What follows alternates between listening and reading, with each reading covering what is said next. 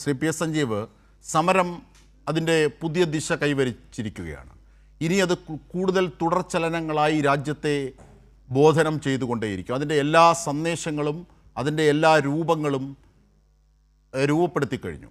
നാളെ പാർലമെൻറ്റിലടക്കം അത് പ്രതിധ്വനികളായി തുടർന്നുകൊണ്ടേയിരിക്കും. അപ്പോൾ ഈ ഇൻസ്റ്റഗ്രാമിലെത്തി റീലുകൾ ഇട്ടതുകൊണ്ടോ അല്ലെങ്കിൽ ഈ രാജി കൊണ്ട് പ്രശ്നം ഞങ്ങൾ പരിഹരിച്ചു എന്നതുകൊണ്ടോ തീരുന്നതാണോ യഥാർത്ഥത്തിൽ ഈ സമരവും അതിൻ്റെ വിജയവും ഉണർത്തുന്ന സന്ദേശം?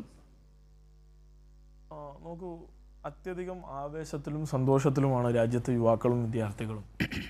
ഒന്ന്, രാജ്യത്തെ 2014 അധികാരത്തിലെത്തിയ നരേന്ദ്രമോദി സർക്കാർ നിരന്തരമായി നടപ്പിലാക്കിക്കൊണ്ടിരിക്കുന്ന മുതലാളിത്ത വാഴ്ചയ്ക്ക് വേണ്ടിയും വർഗീയവൽക്കരണം വിദ്യാഭ്യാസത്തിലേക്ക് കൊണ്ടുവന്നുകൊണ്ട് രാജ്യത്ത് അവരുദ്ദേശിക്കുന്ന തരത്തിലേക്കുള്ള ഒരു പൗരസങ്കല്പം, ആ പൗരസങ്കല്പത്തിൽ ഇന്ത്യ എന്ന ബോധത്തിൽ അന്തർലീനമായിട്ടുള്ള ഭരണഘടനാ ബോധമോ അതിനെ ഉൾക്കൊള്ളുന്ന ജനാധിപത്യമോ ഒന്നുമേ ഇല്ല.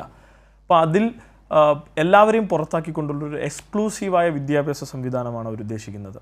ഇപ്പോൾ ഈ നീറ്റ് പരീക്ഷയിൽ പോലും നമുക്ക് കാണാൻ കഴിയും, ആദ്യ നീറ്റ് പരീക്ഷ എഴുതിയത് 22 ലക്ഷം പേരാണെങ്കിൽ ആ വിദ്യാർത്ഥികൾക്ക് റീനീറ്റ് വീണ്ടും ലംഘിക്കപ്പെട്ടെങ്കിൽ റദ്ദ് ചെയ്യപ്പെട്ട നീറ്റ് വീണ്ടും എഴുതാനുള്ള റീനീറ്റ് എഴുതാനുള്ള ഘട്ടമാകുമ്പോൾ അത് എഴുതിയത് 19 ലക്ഷം പേരാണ്. എന്നുവെച്ചാൽ 2 ലക്ഷത്തോളം പേര്, 2 ലക്ഷത്തിൽ കൂടുതൽ പേർ പരീക്ഷയിൽ നിന്നും പുറത്തായി.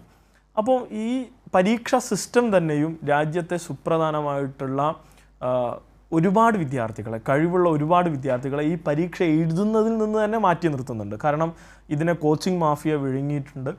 ഈ കോച്ചിങ് മാഫിയ വിഴുങ്ങിയതിൻ്റെ ഭാഗമായി ഒട്ടനവധി സാധാരണക്കാരായ SC, ST, OBC വിഭാഗത്തിൽപ്പെടുന്ന ഇന്ത്യയിലെ ലക്ഷോപലക്ഷം വിദ്യാർത്ഥികൾക്ക് ഈ പരീക്ഷ എഴുതാൻ കഴിയുന്നില്ല.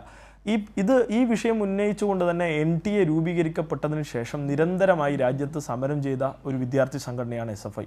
ആ വിദ്യാർത്ഥി സംഘടനയുടെ ഒരു വലിയ വിജയം കൂടി ഇതിലൂടെ കണ്ടെത്താൻ ഞങ്ങൾക്ക് കഴിഞ്ഞു എന്നതിൽ ഞങ്ങൾ ഏറെ ആഹ്ലാദിക്കുന്നു. പുതിയ ദേശീയ വിദ്യാഭ്യാസ നയം, അതിലെ പ്രശ്നങ്ങൾ, അതിനെ സംബന്ധിച്ച് രാജ്യമെമ്പാടും സമരം നടത്തിയവരാണ് ഞങ്ങൾ.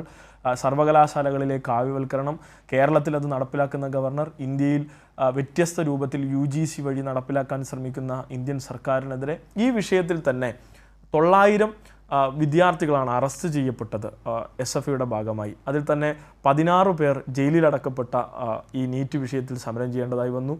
കേരളത്തിലും ഇന്ത്യയിലെമ്പാടും 24 സംസ്ഥാനങ്ങളിൽ ഞങ്ങൾ സമരത്തിൽ നേരിട്ട് ഇറങ്ങിയപ്പോൾ തന്നെയും ഈ നീറ്റ് വിഷയം രാജ്യത്തെമ്പാടും ഉയർത്തുന്ന ഏറ്റവും പ്രധാനമായിട്ടുള്ളൊരു കാര്യം 2014 തൊട്ട് 2026 വരെയുള്ള 12 വർഷ കാലയളവിൽ ഇന്ത്യയിലെ ജനങ്ങളോട് അക്കൗണ്ടബിൾ അല്ല തങ്ങളെന്ന് സ്വയം പ്രഖ്യാപിച്ചൊരു ഏകാധിപത്യ മനോഭാവത്തിൽ മുന്നോട്ട് പോയിക്കൊണ്ടിരിക്കുന്ന മോദി റെജിമിനേറ്റ തിരിച്ചടിയാണ് ഈ സമരത്തിലുണ്ടായ വിജയം എന്ന് തന്നെയാണ് ഞങ്ങൾ വിശ്വസിക്കുന്നത്. ഈ സമരത്തിൻ്റെ ഭാഗമായി രാജിവെച്ചിട്ടുള്ള ധർമ്മേന്ദ്ര പ്രധാൻ കേവലം രാജിവെച്ച് സ്വയം ഒഴിഞ്ഞത് തൻ്റെ പേഴ്സണൽ കാര്യങ്ങളാലാണ് എന്നാണ് അദ്ദേഹം പറഞ്ഞത്. എന്നാൽ അദ്ദേഹം രാജിവെക്കുകയായിരുന്നില്ല, രാജിവെപ്പിക്കുകയായിരുന്നു ഈ രാജ്യത്തിലെ വിദ്യാർത്ഥികളും യുവജനങ്ങളും ചെയ്തത്. കോക്രോച്ച് ജനതാ പാർട്ടിയും അതിനോടൊപ്പം ആ സമരത്തിൽ അണിനിരന്ന വിദ്യാർത്ഥി സംഘടനകൾ, SFI ആവട്ടെ, ASF ആവട്ടെ, ISA ഉൾപ്പെടെയുള്ള വിദ്യാർത്ഥി സംഘടനകളുടെ റിസൈലൻ്റ് ആയിട്ടുള്ള തോൽക്കാൻ തയ്യാറാവാത്ത നിശ്ചയദാർഢ്യത്തിൻ്റെ മുന്നിൽ മുട്ടുമടക്കേണ്ടതായി വന്നു നരേന്ദ്രമോദിക്ക്. ഇന്ന് കഴിഞ്ഞ 3 ദിവസമായി രാജ്യത്തിൻ്റെ പ്രധാനമന്ത്രി സ്വന്തം ഫോണിൽ വീഡിയോ ഷൂട്ട് ചെയ്ത് രാജ്യത്തെ ജനങ്ങളോട് സംസാരിക്കേണ്ട നിലയിലേക്ക് അയാൾ അക്കൗണ്ടബിളായി മാറുന്നു എന്ന നിലയിലേക്ക് കാര്യങ്ങൾ എത്തുന്നു. താനൊരു രാജാവാണെന്നും ആ രാജാവിന് ചുറ്റുമുള്ള പ്രജകളാണെന്നും ചെങ്കോലും കിരീടവും അണിഞ്ഞുകൊണ്ട് ഈ രാജ്യത്തിൻ്റെ പാർലമെൻറ്റിൽ പോലും ചെങ്കോല് കൊണ്ടുപോയി വെച്ച് ശൗര്യമുഖമുള്ള അശോക സ്തംഭം ഉണ്ടാക്കിയെടുത്ത് ഈ രാജ്യത്തിൻ്റെ ഒരു ആത്മാവിനെ, ഈ രാജ്യം ഉണ്ടാക്കി വെച്ച ഇൻക്ലൂസീവായ എലമെൻറ്റുകളെ ഒക്കെയും തകർത്തുകൊണ്ട് എക്സ്ക്ലൂസീവായ പൗരത്വത്തിന് മതം കൊടുക്കുന്ന, ഭക്ഷണത്തിന് മതവർഗീയവാദം ചെലവഴിക്കുന്ന, സർവത്രതയിലും വർഗീയത ചെലവഴിക്കുന്ന ഒരു പ്രത്യയശാസ്ത്രത്തിന് കൂടിയേറ്റ തിരിച്ചടിയാണ് ഇത്.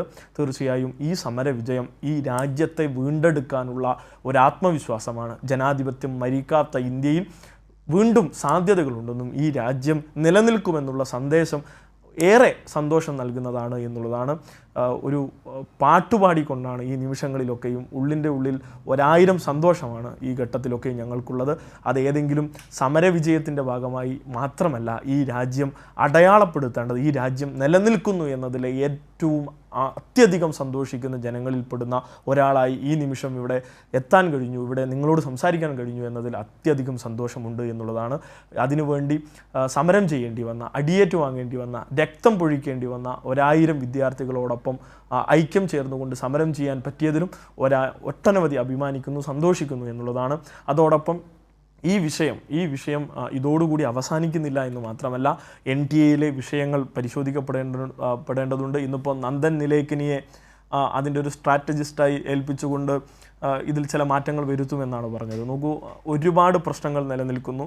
ഈ NTA തന്നെ പിരിച്ചുവിടപ്പെടേണ്ടതാണ്. വീണ്ടും തിരികെ സംസ്ഥാനങ്ങൾക്ക് ആ പരീക്ഷ നടത്താനുള്ള അധികാരം നൽകേണ്ടതാണ്. അത്യധികം പ്രശ്നങ്ങളുണ്ടാക്കിയ ദേശീയ വിദ്യാഭ്യാസ നയം റദ്ദ് ചെയ്യപ്പെടേണ്ടതാണ്. ഈ വിഷയങ്ങളൊക്കെയും രാജ്യത്തിൻ്റെ മുമ്പിൽ നിലനിൽക്കുന്നു. ആ വിഷയങ്ങളൊക്കെ ഉയർത്തിപ്പിടിച്ച് ഞങ്ങളുടെ സമരം തുടരും എന്നുള്ളത് തന്നെയാണ് ഞങ്ങൾക്ക് പറയാനുള്ളത്. തീർച്ചയായും.